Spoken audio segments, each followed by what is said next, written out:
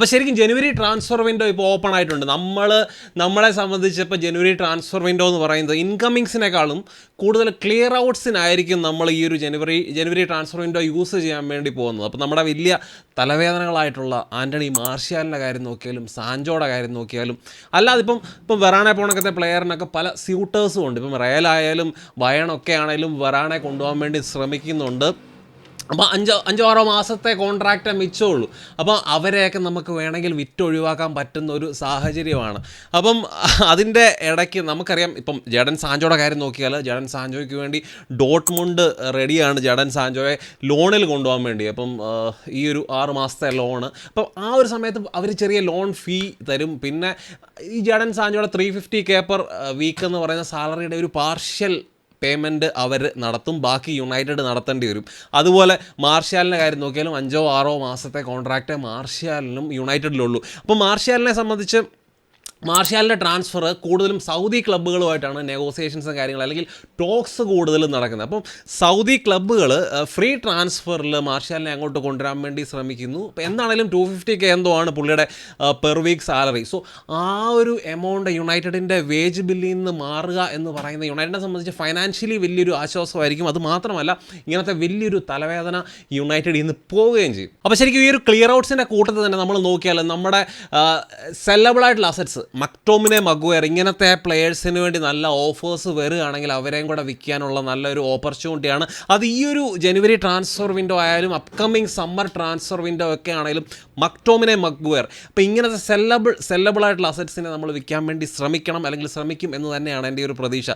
ഇപ്പം മക്ടോമിനെയാണ് നല്ല രീതിയിൽ പെർഫോം ചെയ്യുന്നുണ്ട്, അല്ലെങ്കിൽ ഏറ്റവും കൂടുതൽ ഗോളുകൾ യുണൈറ്റഡിന് വേണ്ടി ഈ ഒരു സീസണിൽ സ്കോർ ചെയ്ത മക്ടോമിനെയാണ്. അപ്പോൾ അതുകൊണ്ട് മക്ടോമിനയ്ക്ക് വേണ്ടി സ്യൂട്ടേഴ്സ് കാണും. അതുപോലെ തന്നെ മഗ്വയറിൻ്റെ കാര്യത്തിൽ മഗ്വയർ ഇഞ്ചുറിയിൽ നിന്ന് റിക്കവറായി വരുന്നേ ഉള്ളൂ. സോ ജനുവരി ട്രാൻസ്ഫർ വിൻഡോയിൽ വലിയ പ്രതീക്ഷയൊന്നുമില്ല ആരും പുള്ളിക്ക് വേണ്ടി വരുമെന്ന്. പക്ഷേ സമ്മർ ട്രാൻസ്ഫർ വിൻഡോയിൽ മേ ബി സ്യൂട്ടേഴ്സ് വന്നേക്കാം. അതുകൊണ്ട് തന്നെ നമ്മളിപ്പോൾ ഒരു ലോങ് ടേം പെർസ്പെക്റ്റീവിൽ നമ്മൾ കാര്യങ്ങൾ നോക്കുകയാണെങ്കിൽ ഒരു 3-4 വർഷത്തെ മുന്നോട്ട് നമ്മൾ കാര്യങ്ങൾ നോക്കുകയാണെങ്കിൽ ഒരിക്കലും മഗ്വയർ എന്ന് പറയുന്നത് നമ്മുടെ ഒരു ഫ്യൂച്ചർ അല്ല. സോ ഇങ്ങനത്തെ പ്ലെയേഴ്സിന് അവരുടെ ബെസ്റ്റ് ഫോമിൽ നിൽക്കുമ്പോഴത്തേനും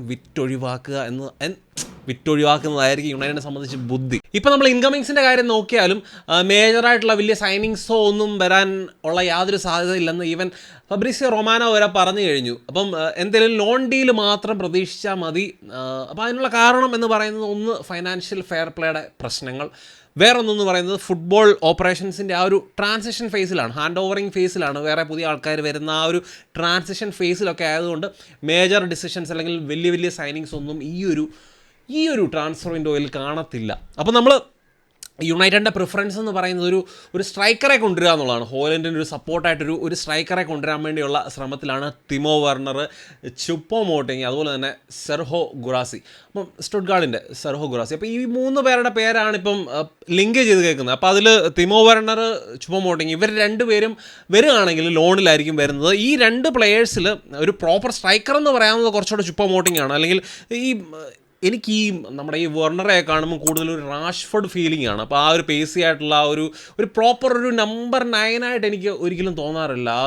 ആ ഒരു ഫിസിക്കാലിറ്റി ഒക്കെ യൂസ് ചെയ്തുകൊണ്ട് ബോൾ ഹോൾഡ് ചെയ്യാനോ അല്ലെങ്കിൽ ലിങ്ക് അപ്സ് ഒക്കെ നടത്തി, അപ്പോൾ ആ രീതിയിലൊരു ലൈൻ ലീഡ് ചെയ്യുന്ന ഒരു പ്ലെയറായിട്ട് എനിക്ക് ഒരിക്കലും തിമോ വെർണറിനെ തോന്നിയിട്ടില്ല. അതുകൊണ്ട് തന്നെ കമ്പാരിറ്റീവ്ലി ചുപ്പോമോട്ടിങ് ആയിരിക്കും ഒരു സ്ട്രൈക്കർ എന്ന് പറയാവുന്ന ഒരു മനുഷ്യൻ. അപ്പം ഇനി നമ്മൾ സെർഹോ ഗുറാസിയുടെ കാര്യം നോക്കിയാൽ ഗുറാസിയുടെ കാര്യത്തിൽ ലോൺ ഡീൽ എന്ന് പറയുന്ന സംഭവം പോസിബിൾ അല്ല. പുള്ളിയെ കൊണ്ടുവരണമെങ്കിൽ പുള്ളിയുടെ റിലീസ് ക്ലോസ് ആയിട്ടുള്ള 15 മില്യൺ പൗണ്ട്സ് പേ ചെയ്യുക, കൊണ്ടുവരിക.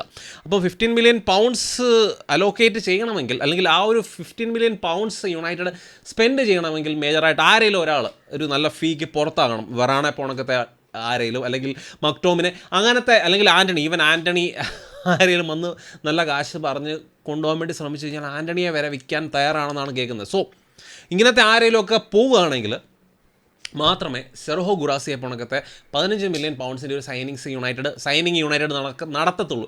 അപ്പോൾ നമ്മൾ ആ ഒരു ഡീലിൻ്റെ കാര്യം നോക്കിയാലും ഈ ഒരു റിലീസ് ക്ലോസ് ഇത്രയും ഈ ഒരു സീസണിൽ ഈ രീതിയിൽ ഫോമിൽ നിൽക്കുന്ന സെർഹോ ഗുറാസിയുടെ പുറകെ ഒത്തിരി ക്ലബ്സ് കാണും. അപ്പോൾ ആ ഒരു സിറ്റുവേഷനിൽ ശരിക്കും പറഞ്ഞാൽ യുണൈറ്റഡിന് ഒത്തിരി കോമ്പറ്റീഷൻ ഉണ്ട്.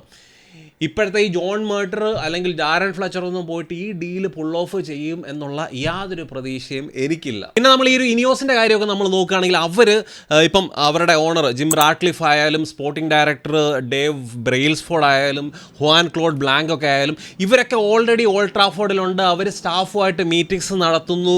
അതുമാത്രമല്ല ഇപ്പോൾ ഈ ഒരു സ്പോർട്ടിംഗ് ഡയറക്ടർ ഇനിയോസിൻ്റെ സ്പോർട്ടിംഗ് ഡയറക്ടറുള്ള ഡേവ് ബ്രെയിൽസ്ഫോർഡ് ഈ ഒരു യുണൈറ്റഡിലെ എക്സിസ്റ്റിംഗ് ആ ഒരു ഫുട്ബോൾ ഓപ്പറേഷൻ്റെ ഫ്ലോ അവരെങ്ങനെയാണ് ഈ ഫുട്ബോൾ കാര്യങ്ങൾ അല്ലെങ്കിൽ ട്രാൻസ്ഫർ മാർക്കറ്റിനെ അല്ലെങ്കിൽ ഫ്യൂച്ചറിനെയൊക്കെ എങ്ങനെയാണ് ഇവർ പ്രിപ്പയർ ചെയ്യുന്നത്, ആ ഒരു ഫുട്ബോളിംഗ് ആസ്പെക്റ്റിലുള്ള കാര്യങ്ങളെക്കുറിച്ചുള്ള സ്റ്റഡി ഓൾറെഡി നടത്തിക്കൊണ്ടിരിക്കുന്നു. അപ്പോൾ ആ ഒരു സ്റ്റഡി അല്ലെങ്കിൽ ആ ഒരു സർവേക്കൊക്കെ ശേഷമായിരിക്കും അവരുടേതായ ആൾക്കാരെ അവർ ക്ലബിലേക്ക് കൊണ്ടുവരുന്നത്. ഈ ഒരു ഫുട്ബോളിംഗ് ഓപ്പറേഷന് വേണ്ടി അവരുടേതായിട്ടുള്ള ഇപ്പം CEO ആയിട്ട് ക്ലോഡ് ബ്ലാങ്കിൻ്റെ പേര് കേൾക്കുന്നു. ഡയറക്ടർ ഓഫ് ഫുട്ബോളിൻ്റെ കാര്യത്തിൽ ഡാൻ ആഷ്വർത്തിൻ്റെ പേര് കൂടുതലായിട്ട് കേൾക്കുന്നുണ്ട്. അതുപോലെ തന്നെ നമ്മൾ നോക്കുകയാണെങ്കിൽ ഹെഡ് ഓഫ് റിക്രൂട്ട്മെൻറ്റ് റോളിൽ പോൾ മിച്ചലും കൂടെ വരും എന്നും കേൾക്കുന്നുണ്ട്. അപ്പോൾ പോൾ മിച്ചലും ഡാൻ ആഷ്വർത്ത് ഇങ്ങനത്തെ ഹൈ പ്രൊഫൈൽ ആൾക്കാർ യുണൈറ്റഡിൻ്റെ ഫുട്ബോൾ ഓപ്പറേഷൻസിൻ്റെ എന്താ പറയുക ഫുട്ബോൾ ഓപ്പറേഷൻസ് ഹാൻഡിൽ ചെയ്യാൻ പോകുന്നതെന്ന് പറയുന്നത് ഭയങ്കര പോസിറ്റീവായിട്ടുള്ള കാര്യമാണ്. അപ്പം എൻ്റെ ഒരു പേടി എന്താണെന്ന് വെച്ച് കഴിഞ്ഞാൽ ഇങ്ങനത്തെ ഹൈ പ്രൊഫൈൽ ആൾക്കാർ വരുമ്പോൾ അവരുടെ ആ ഒരു ഒപ്പീനിയൻസിൻ്റെ കോൺഫ്ലിക്റ്റോ അല്ലെങ്കിൽ അങ്ങനത്തെ പ്രശ്നങ്ങളൊക്കെ അല്ലെങ്കിൽ അതൊരു പ്രോബ്ലമായി തീരാതിരുന്നാൽ നല്ലതായിരിക്കും എന്നാണ് എൻ്റെ എനിക്ക് അങ്ങനത്തെ ഒരു പേടിയുണ്ട്. കാര്യം ഇങ്ങനത്തെ ഹൈ പ്രൊഫൈൽ ആൾക്കാർ ഒരേ കാര്യങ്ങൾക്ക് വേണ്ടി അല്ലെങ്കിൽ ഇവരുടെ ജോബ് തമ്മിൽ അല്ലെങ്കിൽ ഇവരുടെ ഒരു ജോബിൻ്റെ ഒരേ തരത്തിലുള്ള ജോബായിരിക്കും പ്രോബബ്ലി. അപ്പം അത് അവരുടെ ഒരു ഒപ്പീനിയൻസിൻ്റെ ആ ഒരു ക്ലാഷും കാര്യങ്ങളും വന്ന് പ്രശ്നങ്ങൾ ഉണ്ടാകാതിരിക്കട്ടെ എന്ന് ഞാൻ ആദ്യമേ അങ്ങനത്തെ ഒരു സംഭവം എനിക്ക് അങ്ങനത്തെ പെട്ടെന്ന് എൻ്റെ മനസ്സിൽ വന്നൊരു കാര്യമാണ്. അങ്ങനത്തെ ഒരു സാധനം വന്നേക്കാം എന്നുള്ളത്. അത് പ്രോബബ്ലി ഇവരെ കുറച്ചുകൂടെ ബെറ്റർ റണ്ണിങ് ഇപ്പം CEO ആയിട്ട് ഹോൻ ക്ലോഡ് ബ്ലാങ്ക് ഒക്കെ വരുമ്പോഴത്തേനും അതിനെയൊക്കെ ടേക്ക് കെയർ ചെയ്യുന്ന രീതിയിലായിരിക്കും ഇവരുടെ roles may be probably define ചെയ്യാൻ വേണ്ടി പോകുന്നത്. അത് ഇവരൊക്കെ വന്നതിന് ശേഷം മാത്രമേ നമുക്ക് അറിയാൻ പറ്റത്തുള്ളൂ. ഇവരൊക്കെ വരുമോ എന്നുള്ളതും കൺഫേം ആയിട്ടില്ല. അപ്പം വന്നതിന് ശേഷം മാത്രമേ നമുക്ക് പറയാൻ പറ്റത്തുള്ളൂ എന്തായിരിക്കും ഇവരുടെ റോള്, ഇതിൽ തമ്മിൽ അവരുടെ ഐഡിയാസ് തമ്മിൽ ക്ലാഷ് ഉണ്ടാകും എന്താണെന്നുള്ളത് ആ സമയത്ത് നമുക്ക് പറയാൻ പറ്റത്തുള്ളൂ. പക്ഷേ ഇതിൻ്റെയൊക്കെ ഇടയിൽ വേറൊരു ഭയങ്കര ഇമ്പോർട്ടൻ്റ് ആയിട്ടുള്ള കാര്യമാണ്. നമുക്കറിയാം ഈ ഒരു യുണൈറ്റഡിൻ്റെ സെയിലിൻ്റെ സമയത്ത് നമ്മൾ ഫുൾ സെയിൽ അല്ലാതെ എന്തെങ്കിലും നടന്നു കഴിഞ്ഞാൽ ഇവിടെ ഭയങ്കര പ്രൊട്ടസ്റ്റ് നടത്തും എന്ന് തന്നെയായിരുന്നു എല്ലാ ട്രസ്റ്റുകൾ അല്ലെങ്കിൽ ഫാൻസ് അസോസിയേഷൻസ് സപ്പോർട്ടിംഗ് ട്രസ്റ്റുകൾ. അപ്പോൾ അങ്ങനത്തെ പല ഗ്രൂപ്പുകളൊക്കെ പ്രഖ്യാപിച്ചുകൊണ്ടിരുന്നത് ഇവിടെ ഫുൾ സെയിൽ നടന്നില്ലെങ്കിൽ ഭയങ്കര പ്രൊട്ടസ്റ്റ് നടക്കുന്നതാണ്. പക്ഷേ ഫുൾ സെയിൽ അല്ല നടന്നത്. ജിം റാഡ്ക്ലിഫ് വന്ന് 25% ഷെയർ മാത്രമേ വിറ്റിട്ടുള്ളൂ. അപ്പോൾ അങ്ങനത്തെ ഒരു സിറ്റുവേഷനിൽ നിൽക്കുമ്പോഴും ഇങ്ങനത്തെ പോൾ മിച്ചൽ, ഡാൻ ആഷ്വർത്ത് ഇങ്ങനത്തെ ഹൈ പ്രൊഫൈൽ ആൾക്കാരുടെ പേരുകൾ നമ്മുടെ മുന്നിലേക്കൊക്കെ എത്തിച്ച് ശരിക്കും നമ്മുടെ ശ്രദ്ധ അങ്ങോട്ടേക്ക് മാറ്റുകയാണ്. അപ്പം നമുക്കാ ഒരു പ്രതീക്ഷ കിട്ടുന്നു.